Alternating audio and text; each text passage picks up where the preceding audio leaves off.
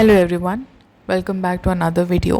And ये वाली video होने वाली है about my 5 top tips for clearing UGC NET JRF English in your first attempt. ठीक है, तो आप बेसिकली इस वीडियो को देखो और अंडरस्टैंड करो कि पढ़ाई से हट के कौन सी ऐसी चीज़ें हैं जिन्हें आपको ध्यान में रखना है for clearing this exam in your first attempt और whatsoever attempt. Okay, but if you are going to attempt अगर आपका ये पहला अटेम्प्ट होने वाला है तो ये चीज़ें आपको बहुत ज़्यादा हेल्प करेंगी। तो बाकी लोग जो बाकी सब्जेक्ट्स के लिए भी एग्ज़ाम दे रहे हैं उनके लिए भी बहुत हेल्पफुल होगा। ओके, यूनिवर्सल टिप्स हैं। तो सबसे पहले हम लोग पहली टिप पे आते हैं बिना टाइम वेस्ट किए। Time management extremely important. ठीक है, ये चीज़ मुझे तब रियलाइज़ हुई थी जब मैं एग्ज़ाम हॉल में बैठी थी। एंड एग्ज़ाम हॉल में जब वो एंड के 5 मिनट आपके पास होते हैं देन आपको रियलाइज़ होता है कि कौन कौन सी चीज़ें आपको शायद ध्यान में रखनी चाहिए थी। बट लकीली मेरे साथ ऐसा कुछ बहुत हार्म नहीं पड़ा मुझे इस चीज़ का।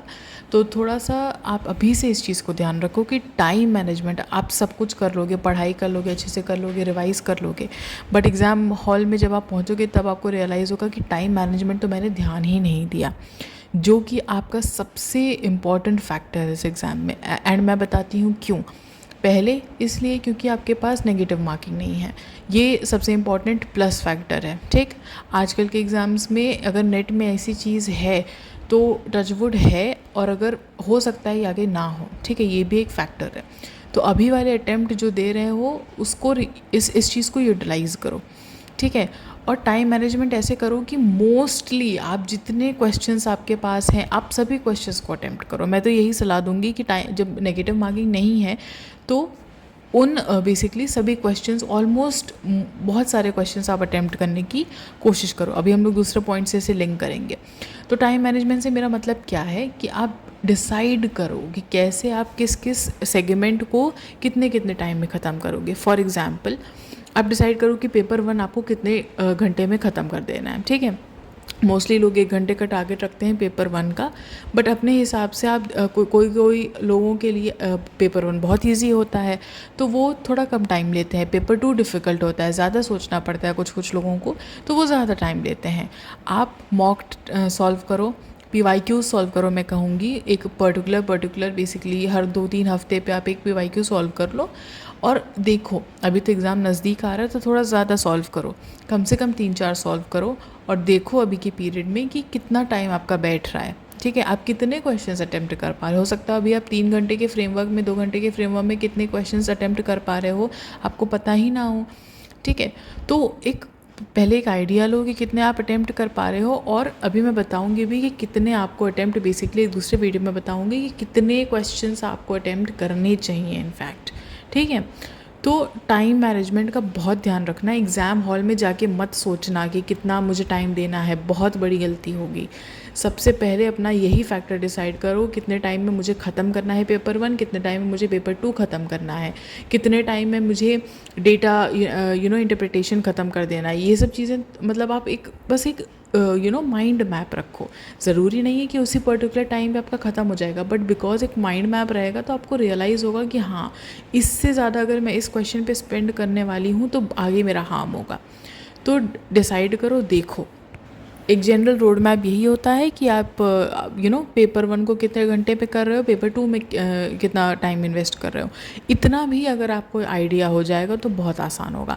और सबसे इम्पॉर्टेंट पॉइंट, लास्ट में कम से कम 15 मिनट आपको रिवीजन के चाहिए। कम से कम 15 मिनट रिवीजन में क्या होगा, एक गो थ्रू करो अपने क्वेश्चंस को। कई बार ऐसा होता है कि आप गलती से कुछ चीज़ें कर दे रहे हो, ठीक है, बट कई बार ऐसा होता है कि आप क्वेश्चंस छोड़ दे रहे हो बीच बीच में, एंड में आपको उस चीज़ का आंसर क्लिक हो जाता है। तो अब उस रिवीजन वाले फैक्टर में 15 से 20 मिनट लास्ट के आपका एग्ज़ाम में दिमाग ज़्यादा तेज़ काम करेगा, तो उस चीज़ को यूटिलाइज़ करो। ठीक, तो एंड में रिवीजन का टाइम रखना। फिर आता है सेकेंड पॉइंट हमारा PYQ एनालिसिस। अब देखो PYQ कैसे एनालाइज करने हैं, सबसे इम्पॉर्टेंट बात यही है। इसके लिए मैं अलग से वीडियो बनाऊंगी बिकॉज डिटेल में जाएगा ये वाली चीज़, बट मैं एक बेसिक आइडिया आपको दे देती हूँ कि PYQ आपको ऐसे एनालाइज करना है कि आप हर एक क्वेश्चन को देखो, हर एक क्वेश्चन पे कम से कम आपको 10 से 15 से 20 मिनट स्पेंड करने हैं। ठीक, हर एक क्वेश्चन को देखो, क्वेश्चन का आंसर लगाना सिर्फ पीवाईक्यू एनालाइज नहीं होता है।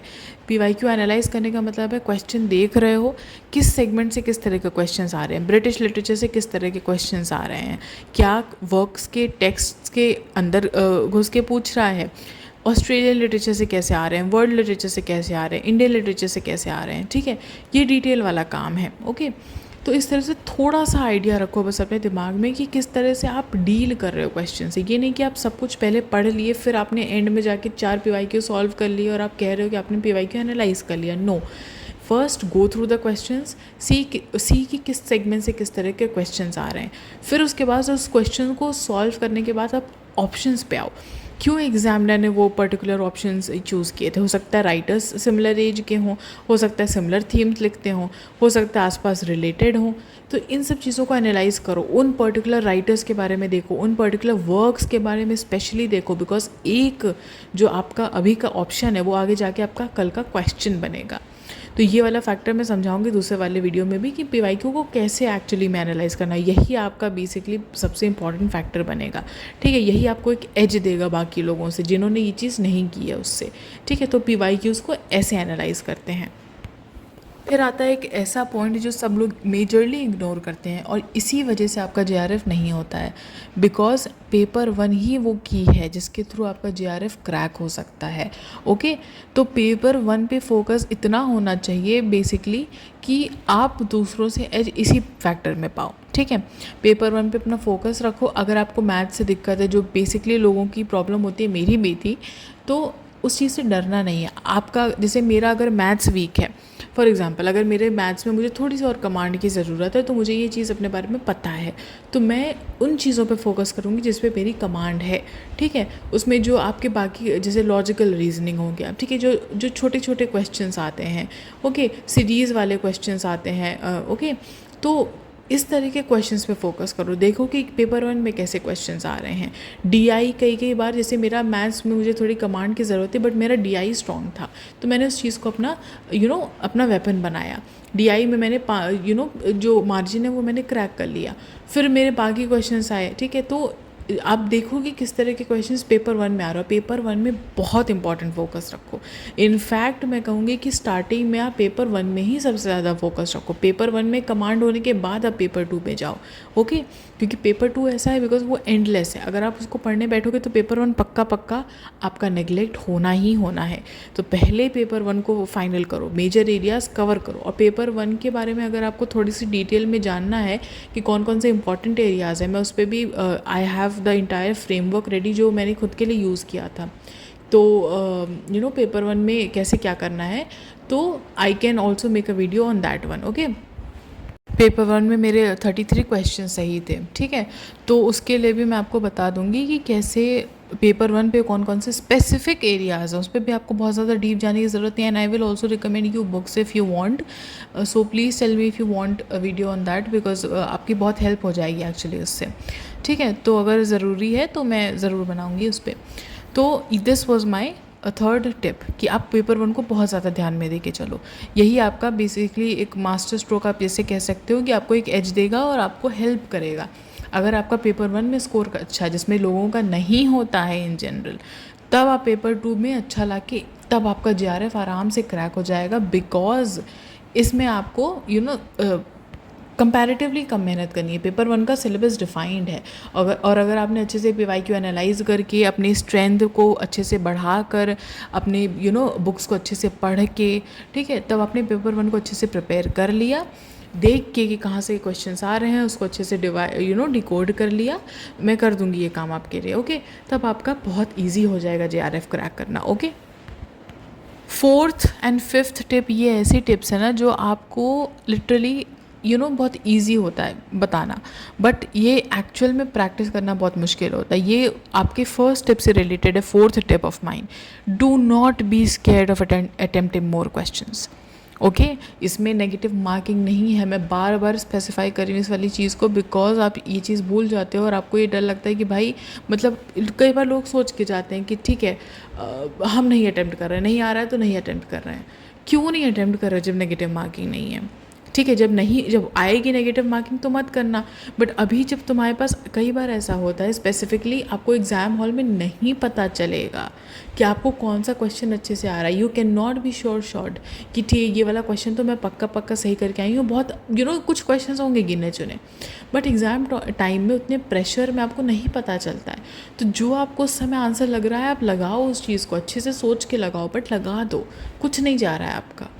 ठीक है, तो do not be scared of attempting more questions, always attempt as many as you can. This is my first and foremost tip. Okay, do not be scared of that, attempt as many as you can. हाँ, but ये आपका थोड़ा time को देख के करना, ठीक है, जो आपको अच्छे से, अब ये वाली चीज़ भी बताऊंगी मैं कि कैसे करना है। ठीक है, पहले आप वो वाले क्वेश्चंस करो जो आपको अच्छे से आते हैं। 3 या 4 उसमें आपका फेज़ में एग्ज़ाम डिवाइड होगा। पेपर 2 ही की मैं बात कर रही हूँ कि 3 फेज़ में डिवाइड होगा, सिर्फ और सिर्फ पेपर 2। पेपर 1 को हटा के पेपर 2 में आपको वो क्वेश्चंस पहले करने जो आपको अच्छे से आते हो। हर किसी एग्ज़ाम का यही एक फंडा होता है। पहले वो क्वेश्चंस करो जो आपको अच्छे से आते हैं, सबसे पहले उन्हें करके हटाओ। फिर उन क्वेश्चंस को करो जिसमें आपको 50-50 डाउट है।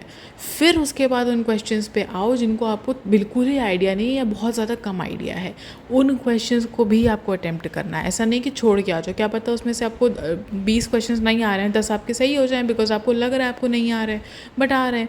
तो इस तरह की चीज़ों को ध्यान में रखना, ठीक है। So don't be scared of attempting more questions, ठीक है। Not having FOMO, now what does this mean. अब इसका मतलब बेसिकली सिर्फ इतना सा है कि आपको फोमो नहीं रखना है। मतलब आपको ये नहीं करना है कि आप सब कुछ पढ़ रहे हो। किसी भी सब्जेक्ट का मतलब ये नहीं होता है कि आप सब कुछ पढ़ रहे हो। इंग्लिश की अगर मैं स्पेसिफिकली बात करूँ या किसी भी सब्जेक्ट की बात करूँ, कुछ एरियाज़ आप डिकोड करके देखो। इनफैक्ट मैंने उस पर वीडियो बनाया भी है, बहुत आराम से आपको दिख जाएगा, 10 मिनट का वीडियो है। पूरा आपको स्ट्रैटेजी पता चल जाएगी कि कैसे एक्चुअली आपको सब कुछ नहीं पढ़ना होता है। कुछ स्पेसिफिक कोर एरियाज़ हैं जहाँ से क्वेश्चन सबसे ज़्यादा आ रहे होते हैं। आपको उस पर अच्छे से, उस पर आपकी पकड़ मजबूत होनी चाहिए। उस पर आपको कहीं से भी कोई भी पूछ ले कुछ भी, तब आपको 90% आपको पता होना चाहिए। तो not having fear of missing out, मतलब मैं ये भी पढ़ लूँ, वो भी पढ़ लूँ, ये भी एरिया पढ़ लूँ, सब कुछ पढ़ डाल रही हूँ मैं। मतलब वर्ल्ड लिटरेचर भी एकदम मैंने घुस के पढ़ लिया, मैंने इंडियन लिटरेचर भी ऐसे पढ़ लिया कि मतलब जो राइटर्स पूछे नहीं जाते वो भी मैंने पढ़ लिया। ब्रिटिश लिटरेचर तो मैंने पढ़ ही लिया, उसके साथ मैं एडिशनल बर्डन ले रही हूँ। अफ्रीकन लिटरेचर में सारे राइटर्स देख लिए मैंने। इस तरह से नहीं होता है। आपके कुछ कोर एरियाज़ हैं, कुछ कोर एरियाज़ जहाँ से सबसे ज़्यादा क्वेश्चंस आते हैं, वो आपको पहले ख़त्म करने हैं। उस वीडियो को जाओ देखो जो मैंने जस्ट इसके पहले बनाया है about my strategy, and use that strategy. It is not for it is for everybody जो इंग्लिश का एग्ज़ाम देने जा रहे हैं। तो don't have any fear of missing out कि सब कुछ, मैं ऐसा कुछ नहीं कि सब कोई सब कुछ पढ़ रहा है। हर इंसान जो स्ट्रैटेजी यूज़ कर रहा है वही एग्ज़ाम क्रैक करेगा। ओके, तो don't have this fear of missing out, just focus on some core areas जो आपको सबसे ज़्यादा मार्क्स दिला पाएँ। जब वो आपके कोर एरियाज़ हो जाएं, उसके बाद अब जो चुटर पुटर चीज़ें हैं उस पे आओ, ठीक है। ये फियर अगर आपका होगा कि मैं जितनी चीज़ें हैं पेपर 1 में पढ़ डालूँ, जितनी चीज़ें हैं पेपर 2 में पढ़ डालूँ, अगर ये होगा ना तो मैं लिख के देती हूँ कि आपका सिलेबस एक पॉइंट पे आएगा जब आपको लगेगा कि जो मैंने पढ़ा है वो भी मुझे ठीक से नहीं आता है। तो जितना पढ़ो 70% कवर करो, बट 70% वहाँ से कवर करो जो आपके पेपर में आ रहा है। इसी वजह से ये सारी टिप्स इंटरकनेक्टेड हैं, बिकॉज आपको पहले PYQs देखने पड़ेंगे कि कहाँ से आ रहा है। बट पेपर 2 का तो मैंने आपके लिए काम कर ही दिया। उस वीडियो को जाके देखो कि उसमें कौन से 3 एरियाज़ है जहाँ से मेजरली आ रहे हैं क्वेश्चंस, ठीक है। तो ये मत सोचो कि सब कुछ पढ़ना है, जो पढ़ना है कम पढ़ो, बट 70% उसको ऐसे पढ़ो, जितना आप पढ़ो उसको ऐसे पढ़ो कि आपको एकदम क्लियर हो, एकदम अच्छे से। रिवीजन पे ध्यान दो और उन एरियाज़ पे फोकस करो जहाँ से क्वेश्चंस आ रहे हैं। स्ट्रैटेजी पे फोकस करो, टाइम मैनेजमेंट पे फोकस करो, PYQs पे फोकस करो, ठीक है। सब कुछ नहीं पढ़ना है, बट जो पढ़ना है एकदम अच्छे से पढ़ना है। Okay, so I think this was everything about the video, everything about the topic. तो ये मेरी 5 टिप्स हैं एंड इन्हें यूज़ करो एंड डेफिनेटली ध्यान में रखो अपने पढ़ाई के टाइम पे। So if you found this video helpful, please like, share, subscribe and do comment अगर आपको किसी और टॉपिक पे वीडियोस चाहिए। और अगर आपको पेपर 1 की स्ट्रैटेजी चाहिए वो भी प्लीज़ बताओ, बिकॉज मेरे पास फ्रेमवर्क ऑलरेडी रेडी है। तो मैं आपको बना के बता दूंगी प्रॉपर्ली कि कौन कौन से एरिया से पढ़ना है, कौन कौन से एरियाज़ में कौन कौन से सब यूनिट्स पढ़ने हैं, वो भी बता दूंगी। Okay, So thank you so much for watching this video, and I'll see you in the next one. Bye bye. Take care. Happy studying.